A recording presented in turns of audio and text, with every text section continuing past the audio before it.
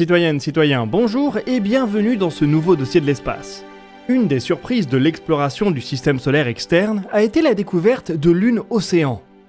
Autour de Jupiter, de Saturne et peut-être même de Neptune, on trouve de grands satellites glacés qui montrent des signes d'océans liquides à quelques kilomètres sous leur surface. Les lunes Europe, Ganymède, Callisto, Encelade, Mimas et Triton sont soupçonnées, à plus ou moins fort degré, d'être dans cette configuration.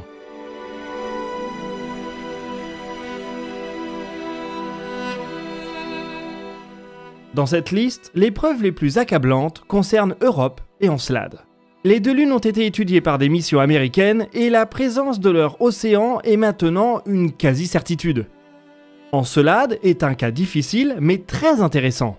C'est peut-être la cible la plus prometteuse pour l'exobiologie dans le système solaire. Seulement Saturne est difficile à atteindre et la Lune est toute petite.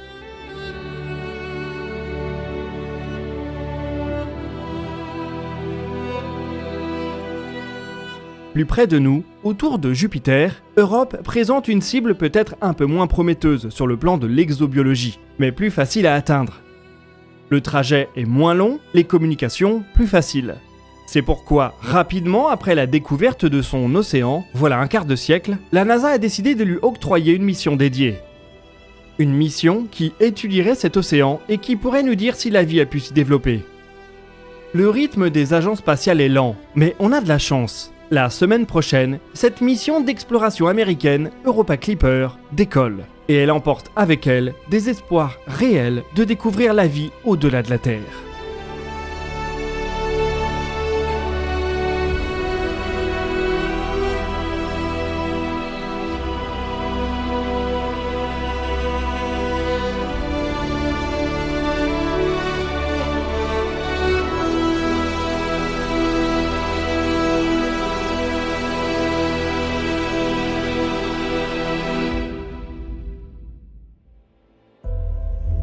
La mission Galileo a été le premier orbiteur placé autour d'une géante gazeuse en 1995. Pendant des années, il a scruté Jupiter, la plus grande planète du système solaire, et son cortège de lunes. Parmi ses observations, il a analysé le champ magnétique de la géante gazeuse, pour s'apercevoir d'une étrange anomalie.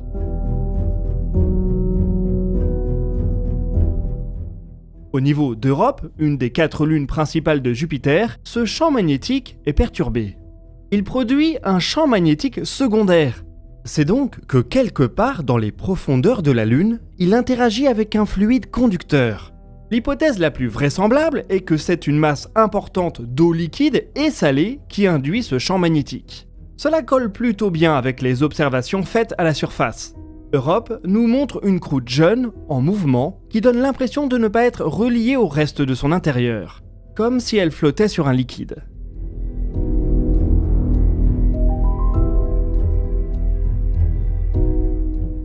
Ces observations, combinées à la modélisation des effets de marée de Jupiter, font aujourd'hui peser un fort soupçon. Europe possède certainement un océan enfoui sous quelques kilomètres de glace. Les questions qui viennent ensuite sont donc: quelles sont les propriétés de cet océan? Quelle est sa chimie? Est-elle compatible avec la vie? Y a-t-il des interactions entre l'océan et la surface et entre l'océan et le plancher rocheux? C'est avec toutes ces interrogations que la mission Europa Clipper a été pensée.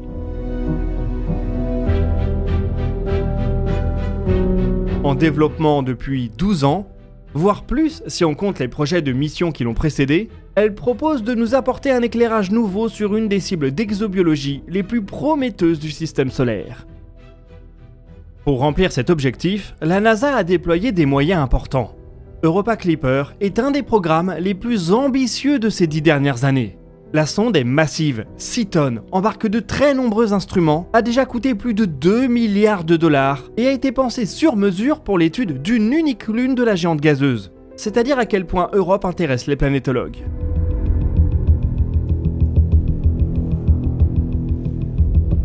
La sonde est prévue pour décoller jeudi prochain, à bord d'une Falcon Heavy. On vous proposera un live de couverture sur Twitch pour que vous puissiez suivre ça et un replay sur YouTube.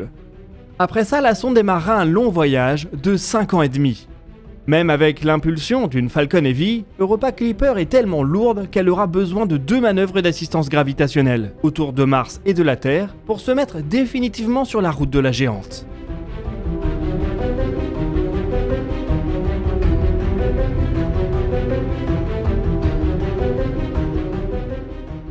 L'arrivée dans le système de Jupiter doit donc se faire autour d'avril 2030, grâce à une longue mise à feu des moteurs qui s'étalera sur plusieurs heures. Près de la moitié de la masse de la sonde au décollage est ainsi constituée d'ergols, 2,7 tonnes d'hydrazine et de peroxyde d'azote. Malgré ses capacités de propulsion importantes et sa cible bien identifiée, Europa Clipper ne va pas se mettre en orbite autour d'Europe. Elle se placera en orbite autour de Jupiter. Cette orbite sera d'abord très excentrique, mais la sonde pourra progressivement réduire son apoastre par le biais de manœuvres d'assistance gravitationnelle autour de Ganymède, la plus grande lune du système solaire. Ce sera l'occasion de tester ces instruments autour d'un autre astre et peut-être de faire des découvertes intéressantes.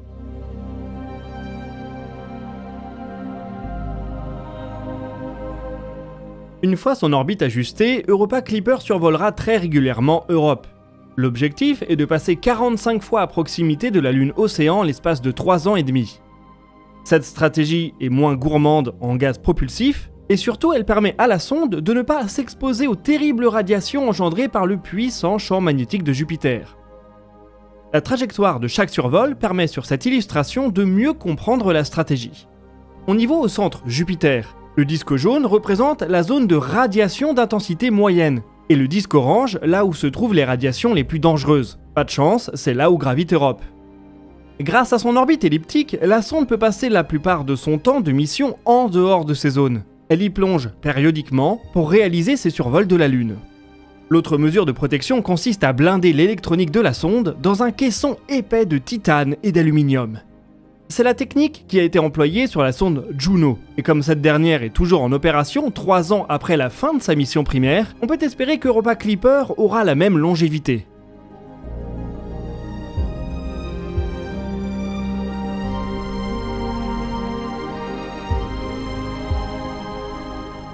Rajouter 3 ans de mission permettrait de réaliser plusieurs dizaines de survols supplémentaires, ce qui permettrait par exemple d'observer d'éventuels changements à la surface de la Lune.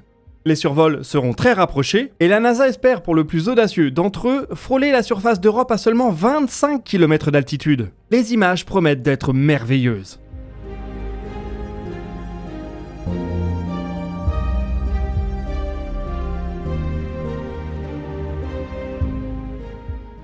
Europa Clipper reprend également la stratégie énergétique de sa grande sœur Juno, des panneaux solaires plutôt que des RTG. Juno a prouvé que malgré l'éloignement de Jupiter au Soleil, c'est une source d'énergie qui fonctionne.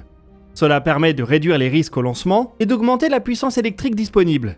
Les panneaux d'Europa Clipper font 30 mètres d'un bout à l'autre et devraient offrir une puissance disponible d'1 kW. Comparé aux 480 watts de Galileo, c'est un progrès notable. Cette énergie va permettre d'alimenter une suite d'instruments très complète. Elle comprend 2 caméras, une avec un grand angle et l'autre pour les plans serrés, avec une résolution de 8 mégapixels chacune. Elles seront épaulées par une caméra infrarouge qui pourra faire ressortir les différences de température en surface. Peut-être un moyen d'identifier l'endroit où la croûte de glace est la plus fine. Pour les analyses chimiques, la sonde embarque 2 spectromètres, l'un en infrarouge, l'autre en ultraviolet. En décomposant la lumière reflétée de la surface, ils pourront déterminer quelles espèces chimiques s'y trouvent.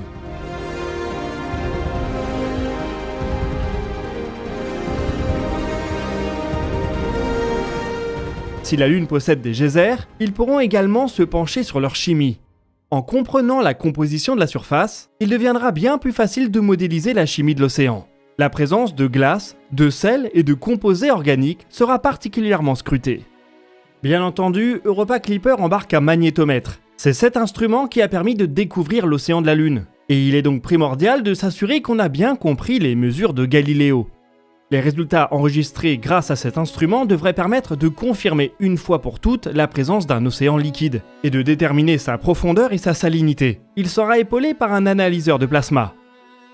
Une des missions les plus intéressantes de la sonde sera de déterminer à quelle profondeur l'océan commence. Pour y parvenir, elle pourra s'appuyer sur un radar pénétrant. Il pourra sonder les premiers kilomètres de la croûte de glace à la recherche d'une interface entre l'eau liquide et l'eau solide. Il pourra éventuellement dévoiler des poches d'eau liquide captives ou même des geysers si Europe en a. En parallèle, les antennes d'Europa Clipper seront utilisées pour sonder le champ gravitationnel de la Lune. Ces irrégularités pourront informer les planétologues sur la structure interne d'Europe, ce qui devrait encore une fois aider à caractériser son océan.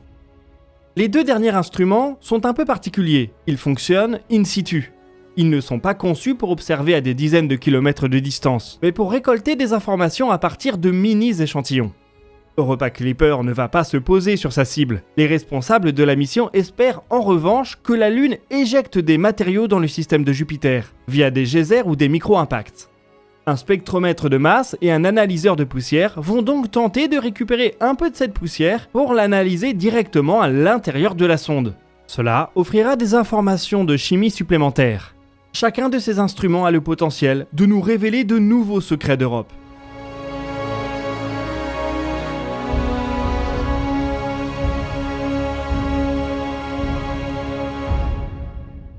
Le but premier est de confirmer et de caractériser l'océan. On aura peut-être la chance de découvrir des biosignatures dans les espèces chimiques qui seront détectées. Et qui sait, peut-être même développer de forts soupçons sur la possibilité de la vie sur Europe.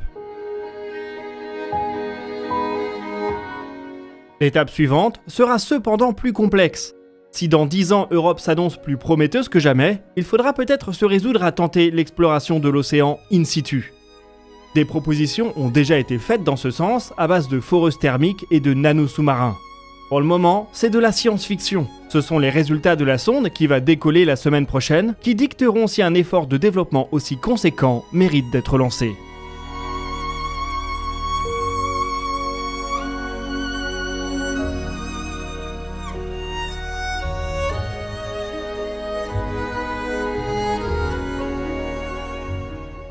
Nous voici en tout cas arrivés au bout de ce dossier de l'espace. Je vous invite à partager vos questions et vos remarques dans les commentaires, nous y répondrons dans une prochaine vidéo.